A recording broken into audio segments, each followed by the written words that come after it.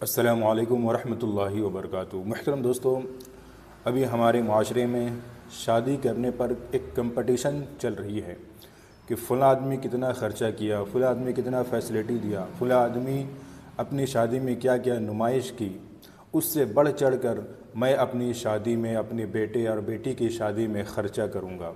اس طریقے کے مزاج لوگوں کے اندر بن گیا ہے۔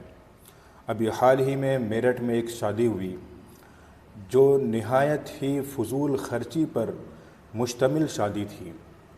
کروڑوں روپے اس شادی میں خرچ ہوئے۔ میرٹھ کے نیشنل ہائی وے پہ ایک ہوٹل ہے، اس ہوٹل میں اس شادی کا فنکشن ہو رہا تھا۔ ایک ویڈیو وائرل ہوا جس میں یہ دکھایا گیا کہ اس شادی میں تقریباً 3 سے 4 کروڑ روپے خرچ ہوئے، جس میں سے 75 لاکھ کی صرف گاڑی دی گئی دولہے کو، اور 11 لاکھ روپے جو جوتے کا رسم بنا کر رکھ دیے ہیں۔ اس رسم کو ادا کرنے پر دولہے کے سالیوں کو 11 لاکھ روپے دیے گئے، مسجد کمیٹی کو 8 لاکھ روپے دیے گئے۔ اس کے علاوہ مہمان جو آئے ہوئے تھے، ان تمام مہمانوں کو، باراتیوں کو ایک ایک سوٹ کیس دیے گئے جس میں ہزاروں روپے کی چیزیں تھیں۔ تو اس طریقے سے فضول خرچی شادیوں میں ہو رہی ہے، جبکہ مسلم معاشرے میں شادی کو نہایت سادگی کے ساتھ ادا کرنے کی ہدایت دی گئی ہے۔ اللہ کے رسول صلی اللہ علیہ وسلم نے ارشاد فرمایا کہ سب سے بابرکت شادی وہ ہے جس شادی میں کم خرچے ہو، کم نمائش ہو، وہ شادی بابرکت ہوتی ہے۔ لیکن ہمارا مزاج بالکل الٹا بن گیا ہے کہ ہم یہ سمجھتے ہیں کہ جس شادی میں سب سے زیادہ خرچے ہوں، سب سے زیادہ نمائش ہو، وہ شادی قابل تعریف ہے۔ یہی وجہ ہے کہ شادی ہو جانے کے بعد اس گھر میں برکت نہیں ہوتی، لڑائی جھگڑے چلتے رہتے ہیں۔ دونوں خاندانوں میں کئی مقامات پر دیکھنے میں ملتا ہے کہ طلاق تک ہو جاتی ہے۔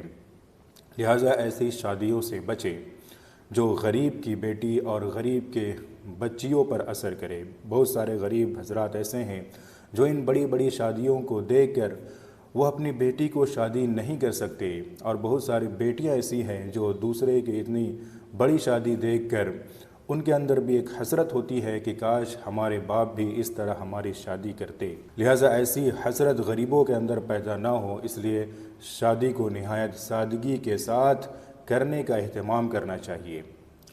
فضول خرچی کرنے والا قرآن کریم میں تو شیطان کا بھائی قرار دیا گیا ہے کہ جو فضول خرچی کرتا ہے، ضرورت سے زیادہ خرچ کرتا ہے، وہ شیطان کا بھائی ہے۔ لہٰذا ہمیں اس بات پر غور کرنا چاہیے کہ ہمارے ملک میں جو شادی پر نہایت ہی فضول خرچیاں ہو رہی ہیں، اس کی روک تھام کی کوشش کریں، بلکہ ان پیسوں کو آپ ضرورت مندوں میں تقسیم کریں، اسپتال بنانے میں، کالج بنانے میں۔ آج مسلم معاشرہ پڑھائی لکھائی کے اعتبار سے نہایت ہی پچھڑا ہے، لہٰذا ہمیں اس بات کی ضرورت ہے کہ ہم اسلامی تعلیم اور دنیاوی تعلیم پر توجہ دیں اور اپنے معاشرے کو مضبوط بنائیں۔ اللہ رب العزت ہم تمام کو اس پر عمل کرنے کی توفیق عطا فرمائے، آمین۔